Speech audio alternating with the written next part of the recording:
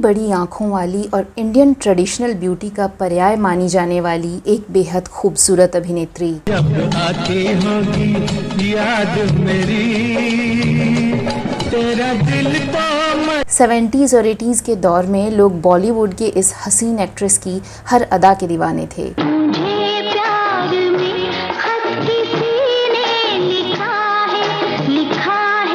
वो जितनी सुंदर और आकर्षक थीं, उतनी ही मीठी आवाज़ की मल्लिका थीं और एक प्रशिक्षित गायिका भी थीं। अपनी बाहों का हार दे मन। लेकिन क्या आप जानते हैं कि ये एक्ट्रेस किसी के प्यार में इस कदर दीवानी हो गई कि अपने करियर के पीक पर अचानक सब कुछ छोड़ दिया और पागलों से ज़िंदगी जीने लगीं।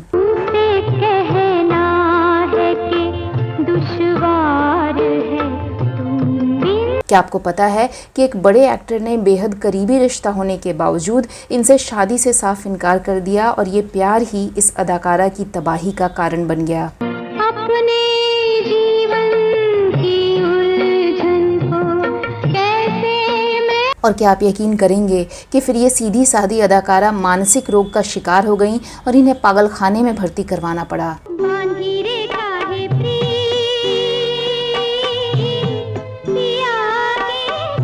कभी लाखों दिलों पर राज करने वाली ये एक्ट्रेस अब कहाँ और किस हाल में जी रही हैं, जानेंगे और भी बहुत कुछ। आप देखते रहिए बॉलीवुड के रोचक किस्से वेदिका के साथ।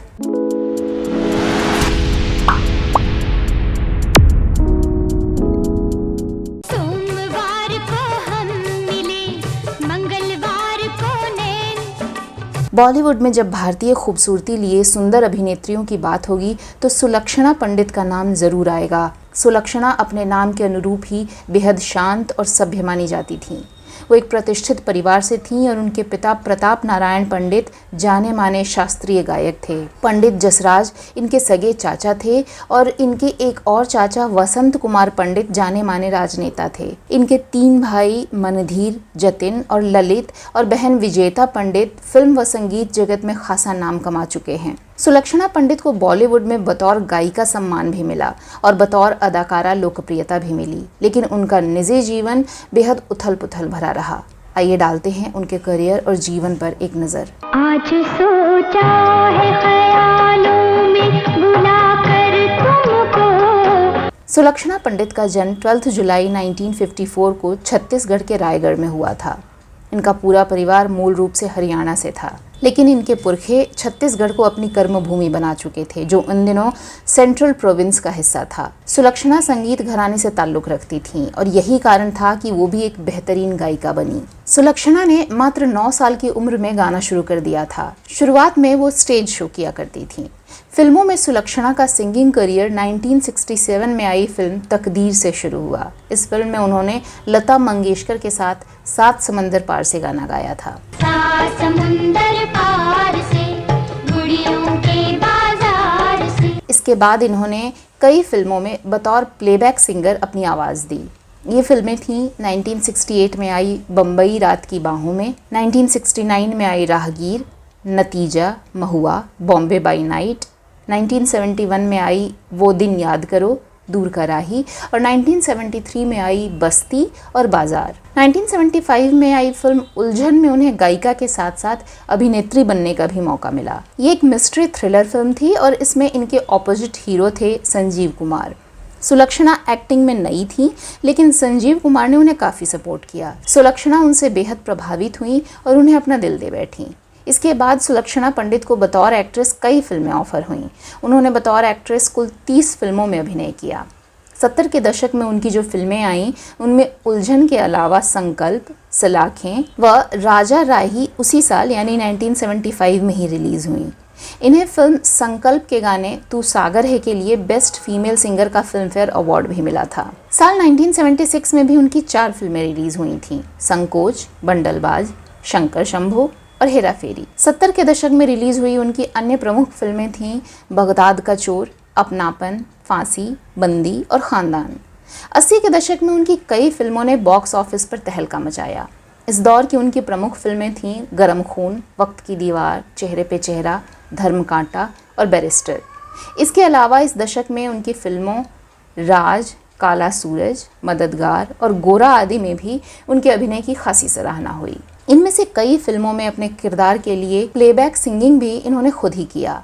इन फिल्मों में उन्होंने संजीव कुमार के अलावा अपने दौर के मशहूर फिल्मी सितारों जैसे राजेश खन्ना, जितेंद्र, शत्रुघ्न सिन्हा, विनोद मेहरा, फिरोज खान आदि के साथ यादगार अभिनय किया। हालांकि 1987 में आई फिल्म गोरा और 88 में आई फिल्म दो वक्त की रोटी उनकी अभिनीत आखिरी फिल्में थीं, लेकिन इन फिल्मों की शूटिंग साल 1985 से पहले ही हो चुकी थी। खास बात यह है कि अपनी आखिरी फिल्म में भी उन्होंने संजीव कुमार के साथ ही काम किया था। 1985 में हुई संजीव कुमार की मृत्यु के बाद उन्होंने फिल्मों में अभिनय करना छोड़ दिया था, लेकिन गायन जारी रखा। इसका कारण ये माना जाता है कि इनका परिवार कई पीढ़ियों से गीत संगीत से जुड़ा था और इनके भाई बहनों ने कम से कम इस क्षेत्र में इनका हौसला बनाए रखा। एक गायिका के तौर पर सुलक्षणा पंडित ने कई यादगार गाने गाए, जिनमें से कुछ तो आज भी लोगों की जुबान पर हैं। इन्होंने 60, 70 और 80 के दशक में हिंदी, मराठी व पंजाबी भाषाओं की कुल 78 फिल्मों में अपनी आवाज़ दी। बतौर गायिका करीब 3 दशक के इनके करियर में कई हिट फिल्में शामिल रहीं।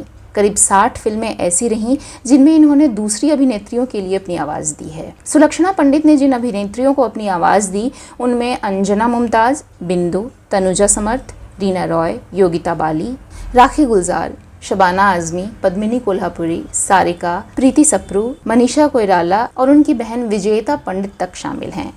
बतौर प्लेबैक सिंगर 60 के दशक में इनकी प्रमुख फिल्में थीं नतीजा, महुआ और बॉम्बे बाई नाइट। 70 के दशक में जिन प्रमुख फिल्मों में सुलक्षणा पंडित की प्लेबैक सिंगर के तौर पर आवाज़ सुनाई दी वो थीं दूर का राही, चलते चलते, संकल्प, टूटे खिलौने, एक बाप 6 बेटे, दिल से मिले दिल, गृह प्रवेश, जमानत, अपनापन, लहू के 2 रंग, शाबाश डैडी और सावन को आने दो। 80 का दशक भी सुलक्षणा के गायन करियर का सुनहरा दौर रहा। इस दौरान इनकी आवाज़ जिन बॉलीवुड फिल्मों में गूंजी उनमें प्रमुख थीं बदला और बलिदान, स्पर्श, थोड़ी सी बेवफाई, 19-20, पायल की झंकार आदि। इसके अलावा 80 के दशक में बतौर प्लेबैक सिंगर उन्होंने जज्बात, गेस्ट हाउस, साजन की सहेली, दूल्हा बिकता है, अम्मा, भाई का दुश्मन भाई और प्यासे नैन जैसी फिल्मों में भी गाने गाए। 90 के दशक में भी इन्होंने 2 फिल्मों में अपनी आवाज़ दी जो थे वफा और खामोशी द म्यूजिकल। साल 2003 में भी सुलक्षणा पंडित ने एक फिल्म में अपनी आवाज़ दी जिसका नाम था आखिरी ख्वाहिश गुनाह की। सुलक्षणा के जीवन में संजीव कुमार का विशेष स्थान था। दरअसल संजीव कुमार जिस शालीनता से उनकी पहली फिल्म में उनसे मिले थे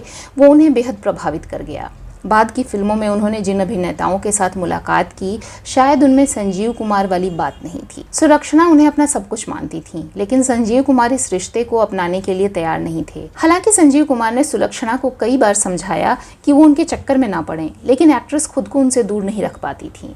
सुलक्षणा चाहती थी कि संजीव कुमार उनसे शादी कर लें, जबकि संजीव उनके साथ दोस्त की तरह ही रहना चाहते थे।